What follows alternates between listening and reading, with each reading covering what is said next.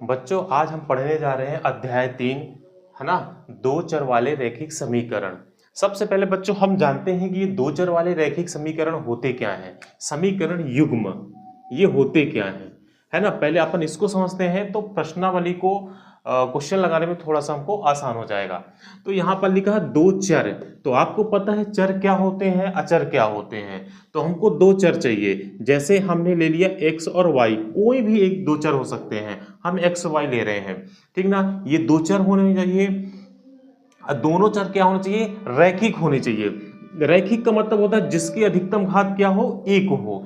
यहां पर दोनों की घात क्या है, एक है, क्योंकि कुछ भी नहीं लिखा है तो इसका मतलब इसकी घात क्या है, एक है, इसलिए रैखिक हो गया। तो ये दो चर वाले रैखिक। इसके बाद बात करता है समीकरण।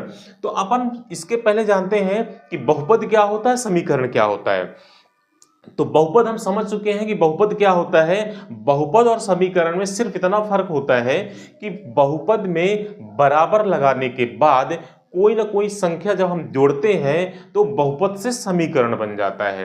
अर्थात बहुपद में बराबर नहीं होता है और समीकरण में बराबर के बाद कोई ना कोई संख्या होती है बराबर लगने के बाद। जैसे यहाँ पे लिखा हुआ है 2x² प्लस 2x प्लस 2, ये एक बहुपद है हमारा।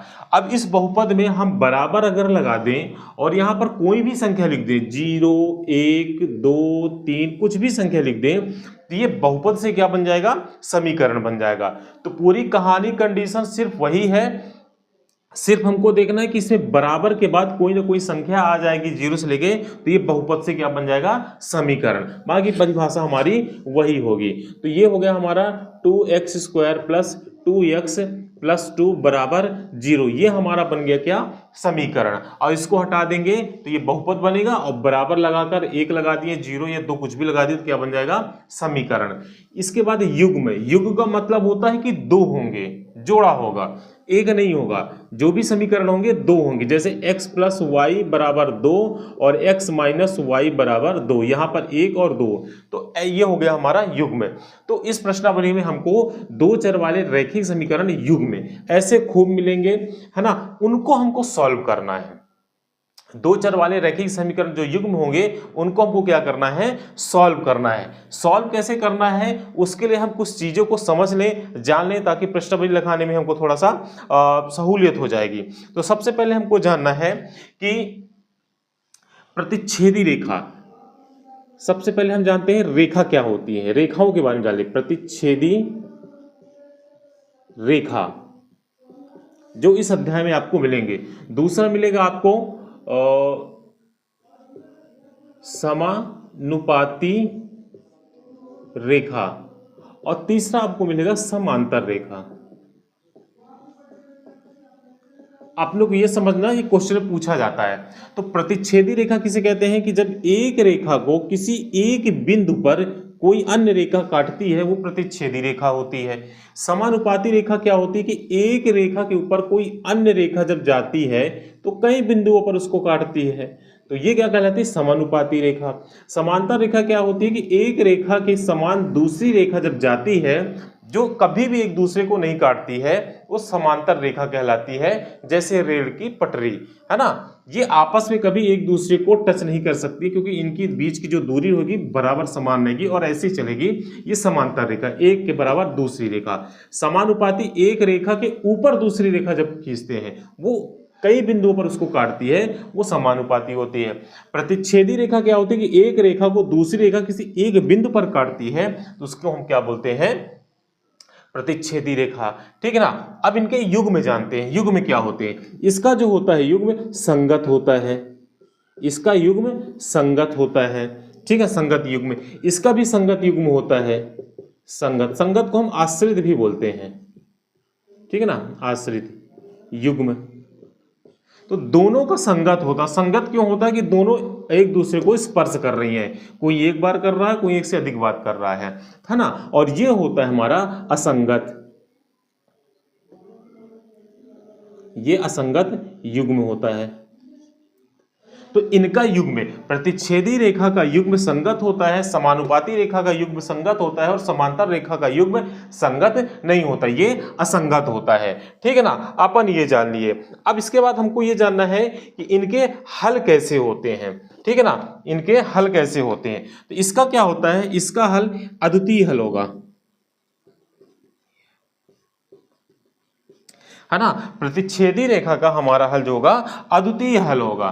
ठीक है ना। इसके बाद हमारा जो संगत है ना, जिसको अपन संपाती रेखा बोलते हैं, समानुपाती नहीं है, संपाती रेखा है। कौन सी रेखा है, संपाती रेखा है। ठीक है ना। तो इसका क्या होगा, इसका अपरिमित रूप से अनेक हल होंगे। क्या होंगे, अपरिमित रूप से अनेक हल होंगे। ठीक है ना, इसका अपरिमित रूप से अनेक हल होगा और इसका अद्वितीय हल होगा। ठीक है ना, यानी कि दोनों के हल होंगे, किसी का एक हल होगा, किसी का एक से अधिक हल होगा। ये एक बार स्पर्श कर रहा है इसलिए एक अद्वितीय, और ये कई बार कर रहा है इसके अपरिमित रूप से अनेक हल होंगे। ठीक है ना। लास्ट में आप आता है कि समांतर रेखा, इसका कोई भी हल नहीं होता, कोई भी हल नहीं है। इसका क्या होगा, कोई भी हल नहीं है। ये क्वेश्चन में पूछा जाता है, युग में पूछा जाता है, हल पूछा जाता है, और प्रतिच्छेदी रेखा जैसे पूछ लिया कि प्रतिच्छेदी रेखा का युग्म में कैसे होता है, प्रतिच्छेदी रेखा का हल कैसे होता है, संपाती रेखा का युग्म और हल कैसे होता है, समांतर रेखा का युग्म और हल कैसे होता है, ये हमसे पूछा जाता है। ठीक है ना। इसके सूत्र कैसे होते हैं, A1/A2 बराबर B1/B2 नहीं है। इसमें यह देखा जाता है कि जो हमारी प्रतिच्छेदी रेखा होती है, इसका पहला पद दूसरे पद के कभी भी बराबर नहीं हो सकता। जैसे यहाँ लिखा है 4/2 बराबर 3/2। ठीक है ना, इसके बराबर ये नहीं है। ठीक है ना। तो जो भी इसका पहला पद होगा दूसरे पद के बराबर नहीं होगा। तो क्वेश्चन में अगर एक पद दूसरे पद के बराबर नहीं है तो उसको हम क्या बोलेंगे, प्रतिच्छेदी रेखा, संगत युग्म या अद्वितीय हल होगा उसका। पहला ये होगा। दूसरा हमारा संगत।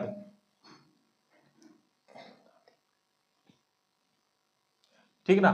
दूसरा हमारा संपाती। तो संपाती में क्या होगा कि पहला पद बराबर नहीं है, दूसरे पद के बराबर है, और तीसरा पद, यहां पर हम देखेंगे कि तीनों पद आपस में क्या होंगे, बराबर होंगे।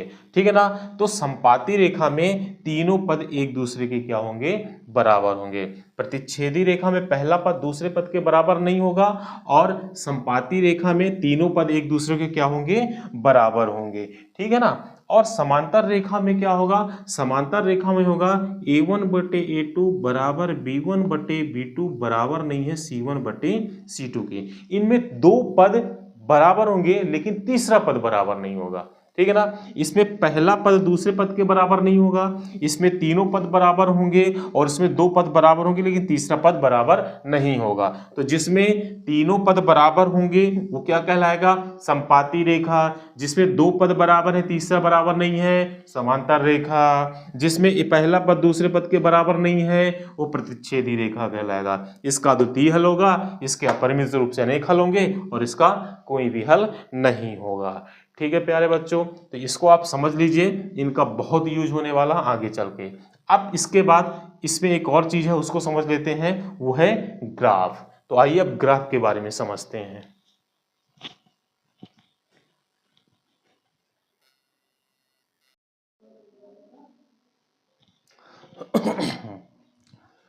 तो आइए प्यारे बच्चों अब समझते हैं अपन ग्राफ को। ठीक है ना। इसमें हमको ग्राफ समझना है।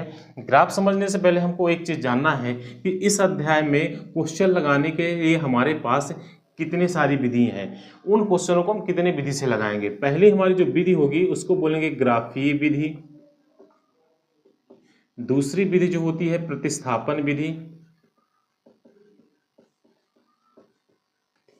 तीसरी जो विधि हम जिसका यूज करेंगे वो होगी विलोपन विधि।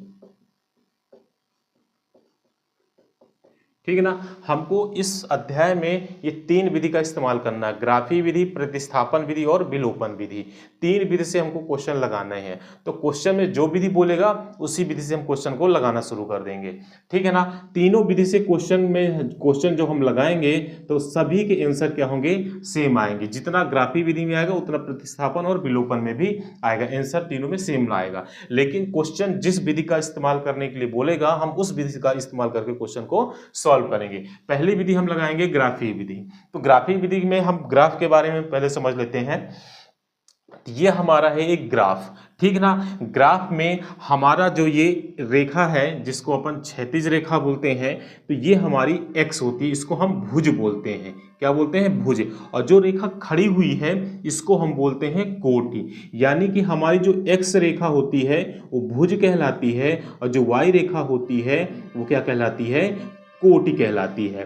अब भुज रेखा धनात्मक और ऋणात्मक दोनों होती हैं और हमारी कोटि रेखा भी धनात्मक और ऋणात्मक दोनों होती है। तो एक तरफ धनात्मक होगी, एक तरफ ऋणात्मक, एक तरफ धनात्मक और एक तरफ ऋणात्मक होती है। ठीक है ना।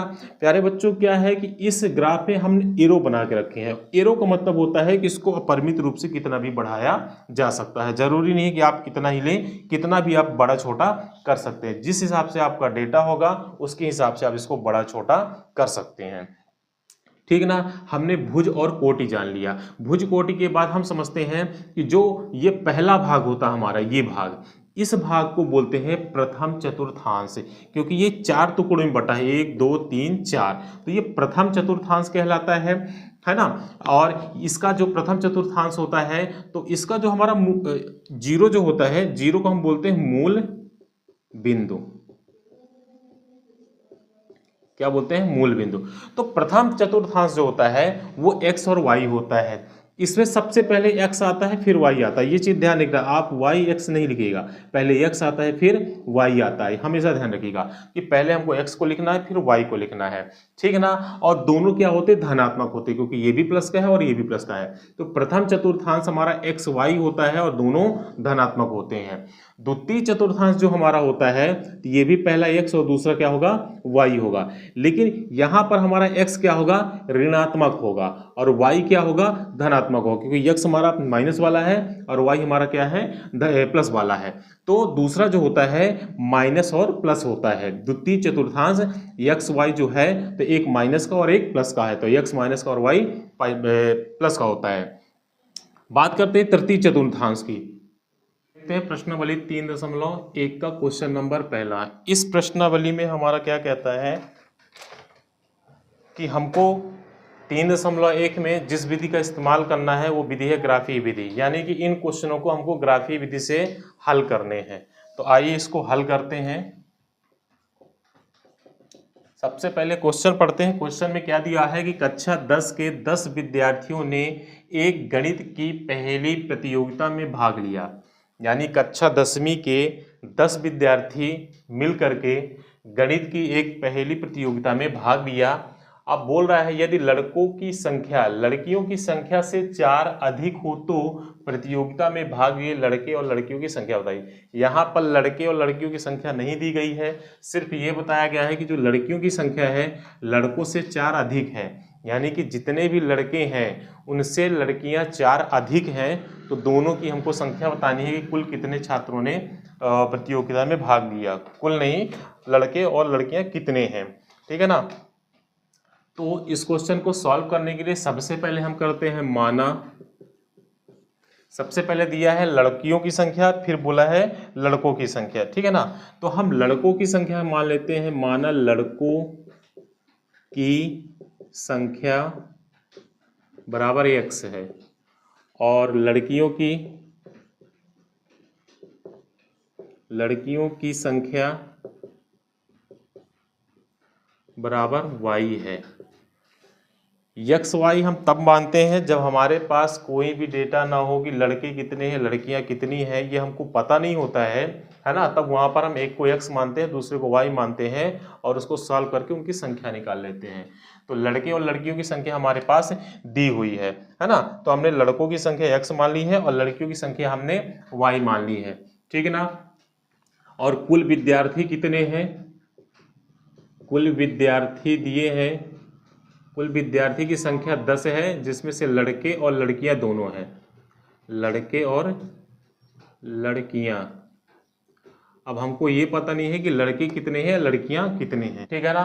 तो हमने लड़कों की संख्या मान ली और लड़कियों की संख्या मान ली। अब इसको सॉल्व करते हैं। शर्त 1, पहली शर्त क्या कहती है कि कुल लड़के और लड़कियों की संख्या कुल कितनी है, 10 है, यानी कि x + y बराबर क्या है, 10।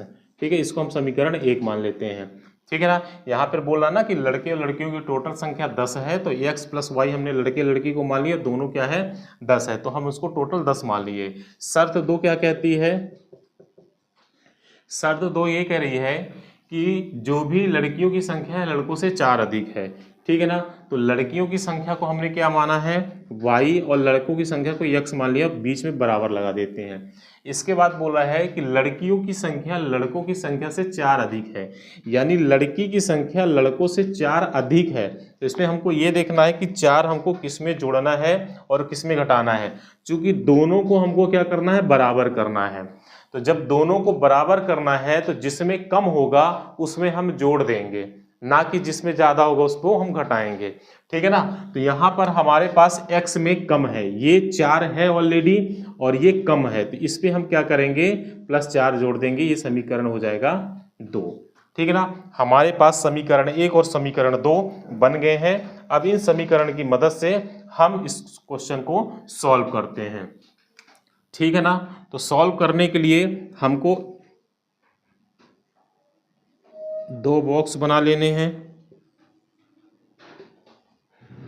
x और y। हमको x और y के 2 मान निकालने हैं।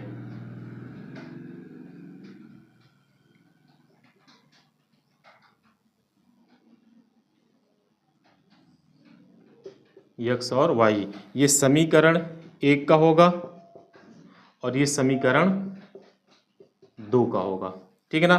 तो समीकरण 1 से हम x और y के 2 मान निकालते हैं, ठीक है ना। अब समीकरण 1 से, समीकरण 1 क्या कहता है हमारे पास, x + y = 10, ठीक है ना।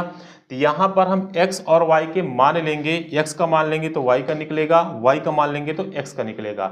हम किसी का भी मान ले सकते हैं, कोई भी मान हम ले सकते हैं। हमको मान ऐसा लेना है कि ताकि ग्राफ में वो मान आ जाए, ग्राफ हमारा छोटा बने। तो हम चाहे 0 मान लें, चाहे 1 लें, चाहे 2 लें, चाहे 3 लें, चाहे 4 लें, चाहे 5 लें, कोई भी मान लेंगे, आंसर सेम ही आएगा। तो हम छोटा छोटा मान लेते हैं ताकि हमारे ग्राफ में वो आ जाए, ग्राफ हमारा बहुत बड़ा ना बने। तो यहाँ पर हम x बराबर 5 लेने पर, x बराबर क्या ले रहे हैं, 5। तो x बराबर 5 लेंगे तो y बराबर क्या आएगा, तो x बराबर जब हम 5 लेंगे तो x की जगह हमको क्या रखना है, 5। तो x की जगह हमने 5 रख दिया, +y बराबर 10। तो y बराबर 10, x को उस पार ले जाएंगे तो -5 बन जाएगा। तो y बराबर कितना आ गया हमारे पास, 5। x का मान 5 लेने पर y का भी मान हमारे पास कितना आ गया, 5 आ गया, ठीक है ना। पहला हो गया। दूसरा, अब फिर एक और मान लेते हैं, x + y = 10। तो 2 मान लेने हैं, 2 से अधिक भी ले सकते हैं, लेकिन कम से कम 2 हमको चाहिए, ठीक है ना। तो दूसरा x बराबर हम क्या ले लेते हैं, x बराबर 4 लेने पर, तो x की जगह हम 4 रखेंगे, +y = 10। तो y बराबर 10, 4 को उधर ले जाएंगे तो -4 बनेगा। तो y बराबर कितना आ जाएगा, 6। तो x बराबर हमने 4 लिया तो y बराबर क्या आ गया, 6। समीकरण 1 से हमने 2 मान निकाल लिए x और y के, ठीक है ना। अब इसको इरेज करके समीकरण 2 का मान लेते हैं, ठीक है। समीकरण 2 से, समीकरण 2 क्या कह रहा है, y बराबर x + 4, ठीक है ना। यहाँ पर आप कोई भी मान ले सकते हैं, ठीक है ना, x बराबर या y बराबर। तो हम क्या लेते हैं कि x बराबर अपन कौन सा मान ले लेते हैं, जो सबसे छोटा सा छोटा मान हो। x बराबर अपन 0 मान लेते हैं, 0 मान लेने पर हम ऐसा मान ले रहे हैं कि ताकि हमारा ग्राफ छोटा बने। तो x बराबर हम 0 लेंगे तो y बराबर x की जगह 0 रख देंगे तो 4, तो y बराबर क्या आ जाएगा 4। x बराबर 0 लेने पर y बराबर क्या आ गया हमारे पास 4। ये कैलकुलेशन करते आपसे बन जाएगा, ठीक है ना। अब दूसरी बार क्या लेते हैं, y बराबर x प्लस 4, तो हम x बराबर 2 मान लेते हैं। 2 मान लेने पर तो y बराबर 2 प्लस 4, तो y बराबर हमारे पास कितना आ गया 6। तो x बराबर हमने 2 लिया तो y बराबर हमारे पास कितना आ गया 6 आ गया। ये समीकरण 1 और 2 से हमने x और y के दो दो मान निकाल लिए हैं। अब इन दोनों मानों को हमको ग्राफी विधि से यानी ग्राफ में इसको फिट करना है। इसके लिए हम इसमें एक ग्राफ बनाएंगे और ग्राफ बनाने के बाद उसमें सारे मान को फिट कर देंगे। तो आइए बच्चों, हमने ग्राफ बना लिया है। अब ग्राफ में समझते हैं ग्राफ हमको कितना बड़ा और कितना छोटा बनाना है। हमारे पास जो वैल्यू दी होगी x और y की, उस वैल्यू के आधार पर हम ग्राफ बनाएंगे। ना तो बहुत छोटा बनाना है और ना ही बहुत बड़ा। जितना हमको वैल्यू दी, जैसे x की सबसे अधिकतम वैल्यू क्या है हमारे पास 5 है, इसको हम 5 तक बना सकते हैं। y की अधिकतम वैल्यू 6 है तो हम इसको 6 या 7 तक बना सकते हैं, है ना। जरूरी नहीं है कि एक बराबर हो, छोटा बड़ा भी आप कर सकते हैं। जितनी वैल्यू हो उससे 1-2 ज़्यादा बनाइए, उससे भी ज़्यादा नहीं बनाइएगा, ठीक है ना। ऐसे ये छोटा भी हो सकता है और बड़ा भी हो सकता है, वैल्यू के हिसाब से आपको ग्राफ बनाना है। तो इस ग्राफ में हम मान को दर्शाते हैं। हमारे पास समीकरण 1 और समीकरण 2 के मान दिए हुए हैं। तो हमको पहले देखना है x, फिर देखना y। x का मान हमको कितना दिया है 5, तो हमको देखना है x का मान जो 5 दिया है वो धनात्मक का है।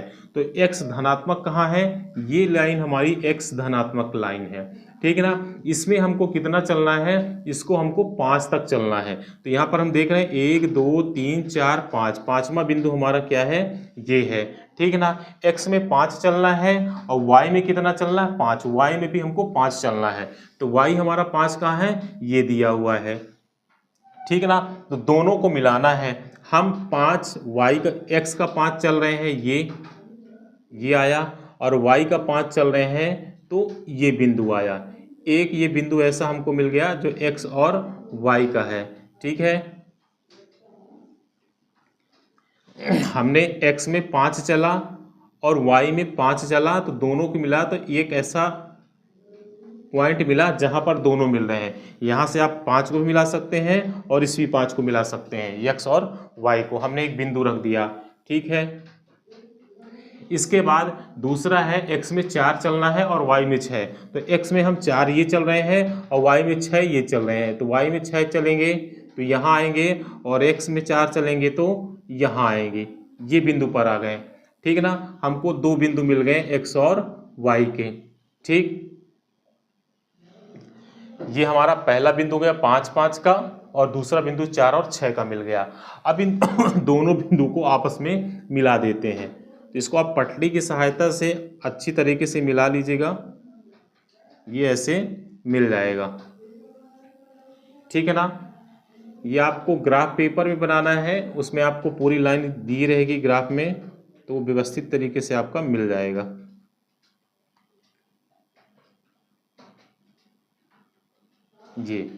ये वाला कौन सा मान है हमारा 5 और 5 है, और ये हमारा क्या है 4 और 6 है। पहले x लिखते हैं फिर y लिखते हैं, ठीक है ना। अब दूसरा समीकरण देखते हैं। दूसरे समीकरण में x 0 चलना है, तो 0 हमारा ये कहलाता, तो 0 यही रहेगा। और y कितना बोला 4, तो y 4 हमारा ये आ गया। ये दोनों आपस में मिल नहीं सकते हैं क्योंकि 0 और 4 एक ही लाइन पे दिख रहे हैं। तो ये हमने 0 चला और 4 चला, ठीक ना। यहाँ पर हम लिख सकते हैं 0 और 4। दूसरा क्या बोला है x 2 चलना है और y 6 चलना है। x हमको 2 चलना है और y कहाँ चलना है 6 चलना है, y हमको 6 चलना है, ठीक है ना। ये x और y 6 हम चल दिए, तो इसको हम नाम देंगे क्या 2 और 6, ठीक। x 2 है और y 6 है। इन दोनों बिंदुओं को भी हमको आपस में मिला देना है। ये हमने मिला दिया। मिलाने के बाद इसको ऊपर तक ले जाना है, ये हम ऊपर तक ले गए, ठीक है। इसके बाद हमको देखना है कि दोनों बिंदु कहाँ पर आपस में टकरा रहे हैं। तो जहाँ पर टकरा रहे हैं वो बिंदु क्या है, ये है। और इस बिंदु में देख रहे हैं कि ये 7 की लाइन पे आ रही है इधर y पे, और यहाँ x में कितने में आ रही है, x में आ रही है 3 में, ठीक है ना। तो यानी कि यहाँ पर x 3 आ रहा है और y क्या आ रहा है, 7 आ रहा है। ये जो हमारा बिंदु है, तो आप देख सकते हैं कि इस बिंदु के सामने 7 है और इस बिंदु के सामने क्या है, 3 है। यानी x 3 पे है और y 7 में है, जो जहाँ पर आपस में दोनों एक दूसरे को प्रतिच्छेद कर रही हैं। यानी कि x बराबर हमारा आ रहा है 3 और y बराबर हमारा क्या आ रहा है, 7, ठीक है ना। तो x किसकी संख्या थी, लड़कों की और y किसकी थी, लड़कियों की। तो लड़कों की संख्या 3 आ गई और लड़कों की संख्या क्या आ गई, 7। यही हमारा क्या है, आंसर है, ठीक है। इस तरीके से पहला क्वेश्चन कंप्लीट हो गया। अब अपन देखते हैं क्वेश्चन नंबर 2। जब देखते हैं क्वेश्चन नंबर 2, लाइट चली गई है थोड़ा सा, है ना। तो देखते हैं क्वेश्चन नंबर 2 में 5 पेंसिल तथा 7 कलमों का कुल मूल्य 50 रुपए है। यहाँ पर बता रहा है कि 5 पेंसिल है और 7 क्या है, कलम है। इन दोनों का जो कुल मूल्य है 50 रुपए है, जबकि 7 पेंसिल तथा 5 कलमों का कुल मूल्य 46 है। यानी 5 पेंसिल 7 कलम का जो टोटल मूल्य है वो 50 है, और यहाँ पर 7 पेंसिल और 5 कलमों का टोटल मूल्य क्या है, 46 रुपए है। तो हमको एक पेंसिल और एक कलम का मूल्य क्या करना है, बताना है। यहाँ पर हमको पेंसिल और कलम का मूल्य नहीं पता है, तो जिसका मूल्य हमको नहीं पता होता है उसको हम x और y मान लेते हैं, ठीक है ना। तो लिखते हैं, माना एक पेंसिल का मूल्य रुपए x है, ठीक है ना, तथा एक कलम का मूल्य रुपए y है। हमने पेंसिल और कलम का मूल्य x और y मान लिया, ठीक है ना। इसके बाद आगे बढ़ते हैं। यहाँ पर हमको पेंसिल और कलम का मूल्य निकालना था, हमको इसका मूल्य पता नहीं था, टोटल मूल्य पता था। तो हमको अलग अलग दोनों का मूल्य निकालना है कि पेंसिल का मूल्य कितना है और कलम का मूल्य कितना है, एक पेंसिल और एक कलम का मूल्य, ठीक है ना। इसको हमने मान लिया। मानने के बाद अब यहाँ पर हम पृष्ठ के अकॉर्डिंग चलते हैं। शर्त 1 क्या कहती है हमारी, शर्त 1 ये कहती है कि 5 पेंसिल तथा 7 कलमों का कुल मूल्य, कुल का मतलब होता है योग, जोड़ना है। तो यहाँ पर 5 पेंसिल और 7 कलम, तो पेंसिल को हमने x माना है, ठीक है ना। तो यहाँ पर 5x हो जाएगा कुल, यानी प्लस, ठीक है ना। यहाँ पर हमने कलम को y माना है और टोटल कलम कितनी है, 7, तो 7y हो जाएगा। और कुल मूल्य कितना दिखा रहा है, 50 रुपए है। तो समीकरण 1 बन गया। यहाँ पर 5 पेंसिल और 7 कलम है। पेंसिल कितनी है, 5, पेंसिल की संख्या 5 है, कलम की संख्या कितनी है, 7 है, और उनका मूल्य हमने कितना मान लिया, 5x और y है। तो जितना भी उसका मूल्य मानेंगे और जितनी उसकी संख्या होगी उसमें उसको हम क्या कर देंगे, गुणा कर देंगे, ठीक है ना। इसके बाद x y के जब मान निकल आएगा तो उसमें हम ऐड कर देंगे तो उसका नेट मूल्य निकल आएगा। तो हमारे पास 5 पेंसिल थी, एक पेंसिल की कीमत कितनी थी, x रुपए, 7 कलम थी और 7 कलम का मूल्य कितना था, y रुपए। x और y हमने मान लिया है। कुल दोनों का योग कितना होता रहा, 50, तो दोनों को जोड़ दिया, 50 हो गया। शर्त 1 के अनुसार। शर्त 2 क्या कहती है, शर्त 2 कहती है कि फिर 7 पेंसिल और 5 कलम, 7 पेंसिल प्लस 5 कलम दोनों का टोटल कितना बता रहा है, योग 46 रुपए है। तो हमने पेंसिल को x माना तो x कर देंगे, इसको y माना तो हमने y कर दिया, टोटल 46। समीकरण 2। यहाँ पर हमको समीकरण 1 और 2 प्राप्त हो गए हैं। अब समीकरण 1 और 2 के आधार पर आगे हम क्वेश्चन सॉल्व करेंगे, ठीक है। पानी नहीं चाहिए आज, कल कल दे देना, आज कोई नहीं है, छुट्टी है।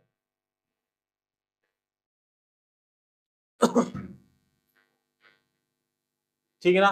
तब आगे चलते हैं अपन, ठीक है ना। समीकरण 1 और समीकरण 2 से। तो समीकरण 1 से, समीकरण 1 क्या कहता है, 5x प्लस 7y बराबर 50। यहां पर भी हमको x और y के मान निकालने हैं, 2x के मान और 2y के मान निकालने हैं समीकरण 1 से। जैसे हमने क्वेश्चन नंबर 1 को सॉल्व किया था, ठीक है ना, उसी तरह हमको करना है। तो वही है, x का और y का मान हमको मानना है। जैसे हमने टेबल बनाई थी, समीकरण एक, समीकरण एक लेकर के चलेंगे तो x का मान लेंगे तो y का मान हमारे पास निकल आएगा। ऐसे समीकरण दो लेकर के चलेंगे, x का मान लेंगे तो y का मान हमारे पास निकल आएगा। समीकरण एक की टेबल है और समीकरण दो की है। तो x बराबर हम कुछ भी मान लेते हैं, y बराबर निकल के आएगा, y बराबर कुछ भी मान लेंगे, x बराबर निकल आएगा। मान हमको जितना छोटा सा छोटा हो सके उतना छोटा लेना है, ताकि हमारा ग्राफ छोटा बने, बहुत बड़ा ग्राफ ना बने। तो चलिए यहाँ पर हम x का मान क्या ले लेते हैं, x का मान यहाँ पर हम ले लेते हैं 3। तो यहाँ पर लिखते हैं समीकरण में x बराबर हमने 3 लिया, तो यहाँ आप लिख सकते हैं कि x बराबर 3 मान लेने पर। तो जब हमने x बराबर 3 मान ले लिए तो x की जगह हमको क्या फिट करना है, 3। तो 5 हो जाएगा, x की जगह है गुणे 3। चर और अचर के बीच में कोई चिन्ह नहीं होता तो गुणात्मक होता है, इसलिए गुणे का चिन्ह लग गया। प्लस 7y बराबर 50। तो 5 3 15 प्लस 7y बराबर 50। अब 15 को हम उस पार भेजेंगे, तो 15 जब हमारा उस पार जाएगा तो क्या हो जाएगा, प्लस का है तो माइनस का हो जाएगा, कोई भी चिन्ह नहीं है तो प्लस मानते हैं, ठीक है ना। तो 7y बराबर 50 बटे 15, ठीक है ना, सॉरी बटे में नहीं जाएगा, इधर माइनस में जाएगा, 50 माइनस 15, ठीक है ना, प्लस में था तो उधर जाके माइनस हो गया। अब 50 से 15 आप घटाइए तो कितना आएगा, तो 7y बराबर, है ना, तो 15 में 50 में जब आप 15 घटाएंगे तो 10 घटाएंगे 40, 5 घटाएंगे तो 35, तो यहाँ आएगा 35, ठीक है ना। तो y बराबर, अब y गुणे में है तो उधर जाकर भाग बनेगा, 35 बटे 7, तो 7 से काट दिए, 7 पना 35, तो y बराबर कितना आ गया हमारे पास 5। x बराबर जब हमने 3 रखा तो y बराबर कितना निकल आया, 5 निकल आया, ठीक है ना। ये हो गया। अब इसको अपन रिवेज करते हैं और x का दूसरा मान ले लेते हैं, ठीक है ना। अब यहाँ पर हम x बराबर क्या मान लेते हैं, x बराबर 10 मान लेते हैं। यहाँ पर हम 10 का गुणा कर देंगे तो 15 हम 50 प्लस 7y बराबर 50। तो हमने x बराबर कितना लिया, 10 लिया, ठीक है ना, x बराबर हमने 10 लिया था, ठीक है ना। तो 7y बराबर 50, ये उधर जाएगा तो माइनस का 50, तो 7y बराबर 0 और y बराबर 0/7, तो काटेंगे तो y बराबर हमारे पास 0 ही आएगा, तो ये y बराबर क्या आ गया, 0। समीकरण एक से हमने दो मान निकाल लिया है। अब अपन चलते हैं समीकरण एक दो से, एक से हमने निकाल लिया, अब समीकरण दो से, समीकरण दो रखकर अपन निकालते हैं। तो लिखते हैं समीकरण दो से, समीकरण दो क्या है, 7x प्लस 5y बराबर 46। अब यहां पर हम x का कोई भी मान ले लेंगे, ठीक है ना, तो जो भी मान लेंगे x का तो y का मान हमारे पास निकल के आ जाएगा, ठीक है ना, कोई दिक्कत। चलिए तो x बराबर हम यहाँ पर छोटा सा मान ले लेते हैं, यहाँ पर हम x बराबर 3 मान लेने पर, x की जगह अपन 3 मान रखते हैं, ठीक है ना। फिर देखते हैं कि कितना निकल के आता है। तो 7 गुणे 3 प्लस 5y बराबर 46, तो 7 त्रिक 21 प्लस 5y बराबर 46, तो 5y बराबर 46 माइनस 21, ये तो आपको सॉल्व करते बन जाएगा, है ना। हमने x की जगह 3 रख दिया, गुणा कर दिया, 7 त्रिक 21 आया। अब 21 को उस पार भेज देंगे, प्लस का तो माइनस का हो जाएगा, और 46 में 21 आप घटा दीजिए कितना आएगा, 6 में से 6 में 1 जाएगा तो 5 आएगा, ठीक है ना। और बचा क्या, 2 और 4, तो इसमें हम घटाएंगे तो कितना आएगा, 2 आएगा, तो y बराबर आ जाएगा, 5 उस पार भेजेंगे, गुणा में है तो उधर जाके भाग भी बनेगा, ठीक है ना, 5 5 25, तो y बराबर कितना आ गया, 5। इसको हमने 3 रखा तो y बराबर कितना आ गया हमारे पास, 5 आ गया, ठीक है ना, ये हो गया, ठीक। अब आगे दूसरा एक और मान लेते हैं, ठीक ना। अब हम x बराबर क्या ले लेते हैं, चलिए हमने 3 ले लिया है, अब 5 ले लेते हैं समीकरण दो से। समीकरण दो में हमको क्या करना है, क्या मान लेते हैं, x बराबर अपन 8 मान लेते हैं, ठीक है। देखते हैं कितना आता है, x बराबर 8 मान लेने पर, तो 7 गुणे 8 प्लस 5y बराबर 46, तो 7 अट्ठे 56,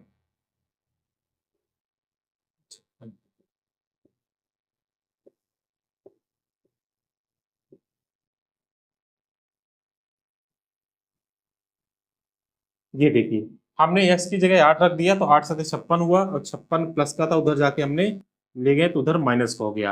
अब 46 में 56 घटाएंगे तो कितना आएगा? सीधी सी बात है, 46 में 56 घटाएंगे तो 10 आएगा, लेकिन 10 किसका आएगा? माइनस का आएगा। तो y बराबर क्या हो जाएगा? माइनस का 10 बटे 5, तो 5 दूनी 10, तो माइनस का 2 आया। हमने x का मान 8 लिया तो इसका मान माइनस का 2 आ गया। हमको समीकरण 1 और 2 से 2 टेबल मिल गई है। अब इन 2 टेबल की मदद से हम एक ग्राफ बनाएंगे और इनका मान उस पर दर्शाएंगे, और मान दर्शाने के बाद x और y का मान निकालेंगे। ठीक है, आइए टेबल बनाते हैं।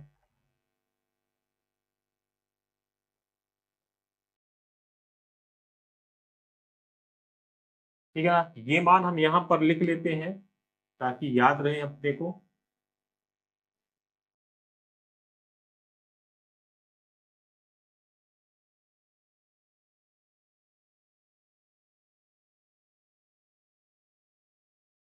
ये हमने मान यहाँ पर लिख लिया है। ये समीकरण 2 का मान है। ठीक है ना, आइए अब अपन ग्राफ बनाते हैं। आप पटली की मदद से ग्राफ बना लीजिएगा, बिल्कुल सीधा ग्राफ बनाइएगा, बहुत बड़ा नहीं बनाते। हमारा सबसे बड़ा मान क्या है? 10 है ना, एक्स का, तो उसको हम 10 तक का अपन ले लेते हैं।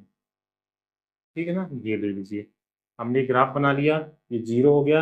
यहाँ पर 1 2 3 4 5 6 7 8 9 10, थोड़ा सा और बड़ा कर लेते हैं, 11। ठीक, चूंकि हमारा यक्स सबसे अधिक 10 था तो हमने 10 तक ले लिया, एक बढ़ाकर 11, और वाई हमारा अधिकतम 5 है तो वाई को हम थोड़ा छोटा करके ले लेंगे। 1 2 3 4 5 6, ये माइनस का है। 1 2 3 4 5 6, ठीक है ना। माइनस का 1, माइनस का 2, माइनस का 3, माइनस का 4, माइनस का 5 और माइनस का 6। ठीक है ना, ये मान हमारा 10 तक गया तो इसमें हमको बड़ा ले लिए हैं। आप चाहो तो सबको बढ़ा सकते हैं, तो मान के अकॉर्डिंग आप ग्राफ बना सकते हैं। ठीक है ना, ये हमने बना लिया। ये हो गया y, ये हो गया x, ये माइनस का x और ये y हो गया। आइए अब इस पर अपन क्या करते हैं? मान दर्शाते हैं। समीकरण 1 देखते हैं अपन। समीकरण 1 की टेबल में क्या कहती है? x में हमको कितना चलना है? 3, तो x में हमको 3 चलना है। y में कितना चलना है? 5। x में 3 और y में 5, तो 3 हम ये चलेंगे और 5 हमारा ये इस बिंदु पर कहीं आकर रुकेगा। फिर x हमको 10 चलना है, तो x हम कहाँ चल रहे हैं? 10 चल रहे हैं। और y कितना चलना है? 0 चलना है, तो हमारा 10 ये यहाँ पे कहलाएगा और 0 ये कहलाएगा। तो ये बिंदु हमारा ये मैच करेगा। अब इन दोनों लाइनों को अपन हम आपस में मिला देते हैं। आप पटली की मदद से बनाएंगे ग्राफ पेपर में तो ये लाइन बिल्कुल आपकी सीधी जाएगी। हमारी थोड़ा सा बिना पटली की बना रहे हैं तो तिरछी जा रही है। ठीक है ना, आप बना सकते हैं।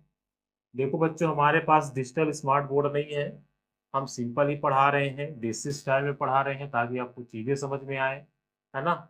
और पढ़ने के लिए जरूरी नहीं है कि स्मार्ट बोर्ड हो, पढ़ने के लिए तो आदमी किसी से ही पढ़ सकता है। ठीक है ना, ये हमने बना दिया। ठीक, ये पहले के समय भी बच्चे ऐसे ही पढ़ते थे, है ना, कोई भी स्मार्ट बोर्ड नहीं रहता था। और बाकी आप लोगों की दुआ रहेगी तो स्मार्ट बोर्ड भी आ जाएगा। ठीक है ना, समीकरण 1 हमारा कंप्लीट हो गया है। ये बिंदु हमारा क्या था? 3 और 5। पहले 3 लिखते हैं फिर 5 लिखते हैं, क्योंकि आपको पता है कि पहले x लिखते हैं और फिर y। मूल बिंदु में पहले x आता है फिर y आता है। ठीक है ना, तो हमने ये बना दिया। अब समीकरण 2 देखते हैं। समीकरण 2 में x में कितना चलना है? 3 चलना है। y कितना चलना है? 5 चलना है, तो यही बिंदु आएगा हमारा। ठीक है ना, फिर 8 और -2, x में हमको 8 चलना है और इसमें चलना है माइनस का 2 चलना है। तो 8 और -2 कहाँ पर आएगा आपका? यहां पर आएगा। ठीक है ना, इस बिंदु पर आएगा। ठीक है ना, अब इस बिंदु से आपको क्या करना है? टकराना है, मैच करना है। चूंकि समीकरण 1 का भी पहला पद और समीकरण 2 का भी पहला पद सेम आया है, तो बिंदु भी हमारा एक ही जगह होगा। ठीक है ना, अब समीकरण दूसरा अलग आया है, 8 और 2, तो हमने 8 ले लिया और इसका -2 हमने y का ले लिया। अब इस बिंदु को इस बिंदु से आपको क्या करना है? मैच कराना है। यानी एक लाइन खींचनी है कि दोनों आपस में क्या करें, मैच कर जाएं। तो कैसे लाइन खींचेंगे,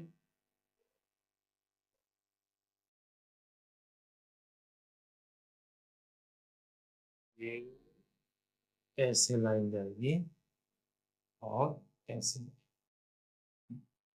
यहां पर भी प्रतिच्छेदी रेखा आ रहा है, ठीक है ना।